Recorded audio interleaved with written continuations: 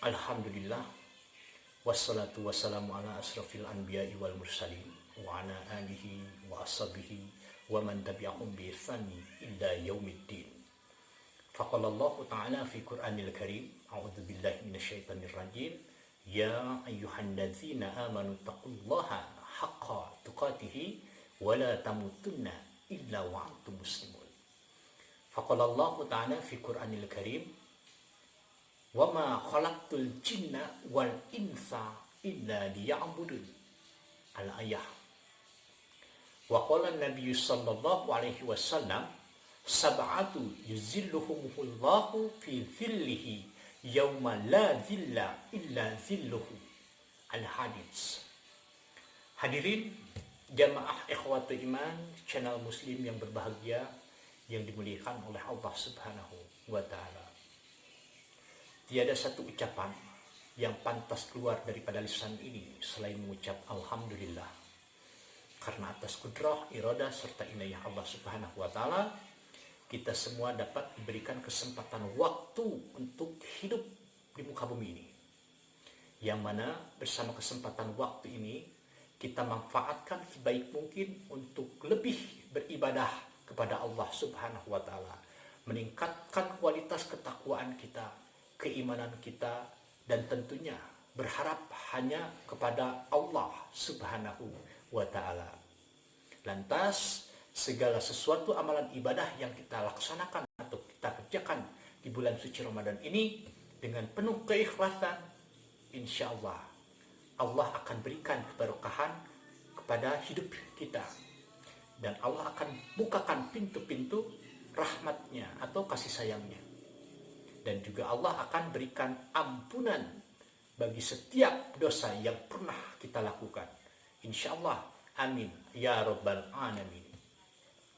Hadirin jamaah ikhwatul iman channel muslim yang saya hormati dan Allah muliakan.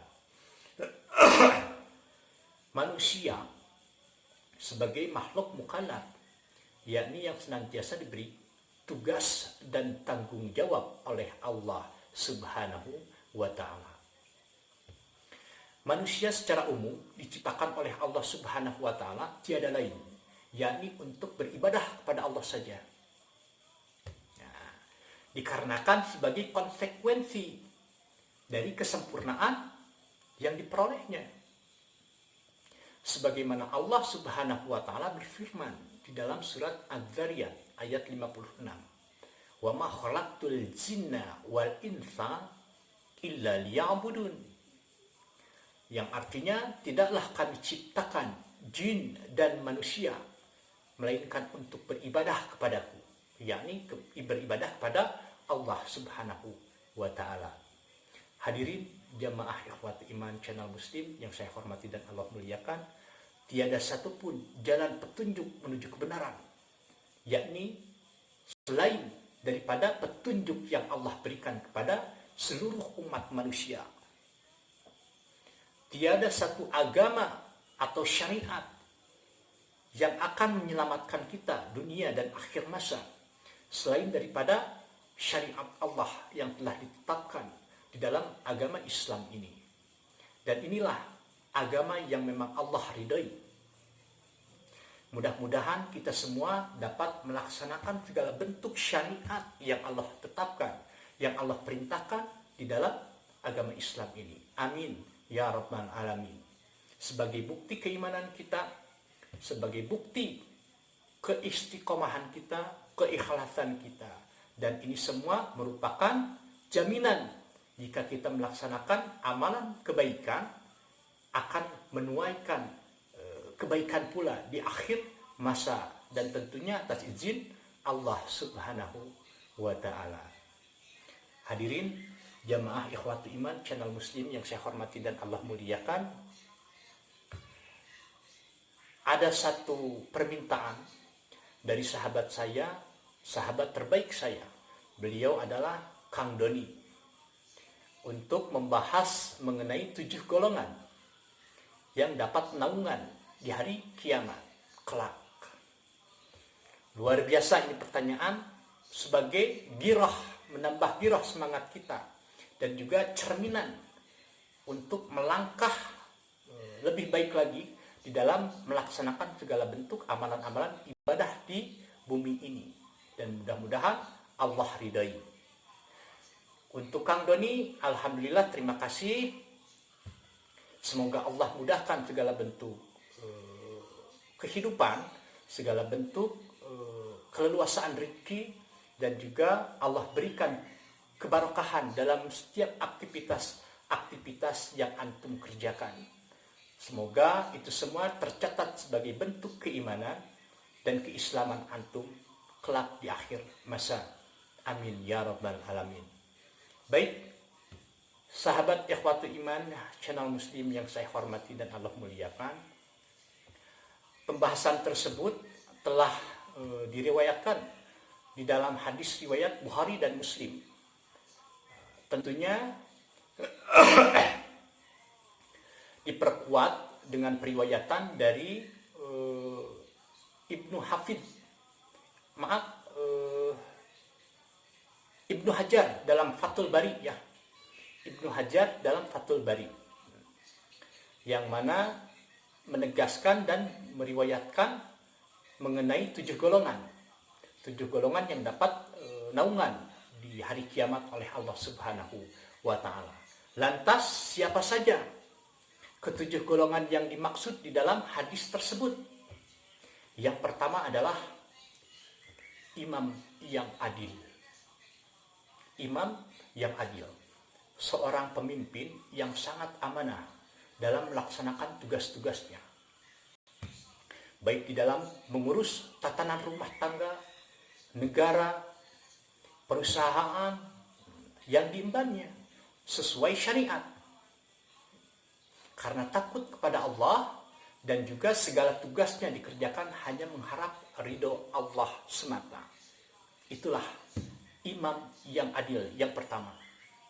Lantas yang kedua adalah pemuda yang tumbuh dewasa dalam beribadah kepada Allah, dengan contoh yang senantiasa menundukkan syahwatnya dan senantiasa berzikir kepada Allah Subhanahu wa Ta'ala baik siang, sore ataupun malam harinya, dikarenakan takut atas azab Allah Subhanahu wa Ta'ala. Itu pemuda yang tumbuh dewasa dalam beribadah kepada Allah. Poin yang kedua. Lantas golongan yang ketiga adalah seorang yang hatinya senantiasa berpaut dalam masjid, kepada masjid. Seorang yang senantiasa hatinya bergantung kepada masjid, yaitu yang senantiasa melaksanakan sholat berjamaah, yang senantiasa bertafakur di dalam masjid, memakmurkan masjid, menyukai majelis taklim, dan sebagainya. Itu kategori 3 golongan. Yang ketiga, seorang yang hatinya bergantung kepada masjid. Lantas yang keempat adalah 2 orang yang saling mencintai di jalan Allah. Keduanya berkumpul dan berpisah karena berharap ridho Allah. Contoh sahabat yang selalu ada saling memberikan petuah kebaikan, mengajak kepada yang maslahat kebaikan, dan juga saling mengingatkan untuk takwa kepada Allah. Itu golongan yang keempat, yakni 2 orang yang saling mencintai di jalan Allah. Keduanya berkumpul dan berpisah karena berharap ridho Allah Subhanahu wa Ta'ala. Lantas yang kelima adalah seorang laki-laki yang ketika bertemu dengan seorang wanita kaya raya dan juga berkedudukan, lantas si wanita tersebut mengajak maksiat atau zina, dan hebatnya laki-laki tersebut berkata, "Inni akhafullah," sesungguhnya saya benar-benar takut kepada Allah, lantas meninggalkannya dikarenakan takut akan azab atau siksa yang Allah berikan kepada dirinya. Maka lelaki tersebut senantiasa mengingat kepada Allah, menjauhi segala bentuk hal yang memang dilarang oleh Allah Subhanahu wa Ta'ala. Itu golongan yang kelima, yakni seorang laki-laki yang ketika diajak berzina oleh seorang wanita yang berkedudukan tinggi dan cantik, Maka lelaki tersebut berkata, ini akhafullah, sesungguhnya aku takut akan Allah, ajab Allah. Lantas yang keenam adalah seseorang yang bersedekah, yang mana sedekah tersebut tidak diketahui tangan kanannya. Artinya dia selalu beramal dengan menyembunyikan amalan kebaikannya. Itu dilakukannya atas keikhlasan semata, dengan mengharap ridho Allah Subhanahu wa Ta'ala. Itu golongan keenam yang dimaksud dalam hadis tersebut. Seseorang yang bersedekah, yang mana sedekah tersebut tidak diketahui tangan kanannya. Lantas yang ketujuh adalah seseorang yang berzikir kepada Allah Subhanahu wa Ta'ala di keheningan. Lantas dirinya menangis atau meneteskan air matanya. Dikarenakan apa? Dia yang selalu mengingat dosa-dosanya. Dia yang selalu menyesali segala bentuk dosa-dosa yang pernah dikerjakannya. Dan dia memohon kepada Allah, mengharap ampunan kepada Allah Subhanahu wa Ta'ala, lantas tidak mengerjakan segala bentuk perbuatan yang menjadikan dosa.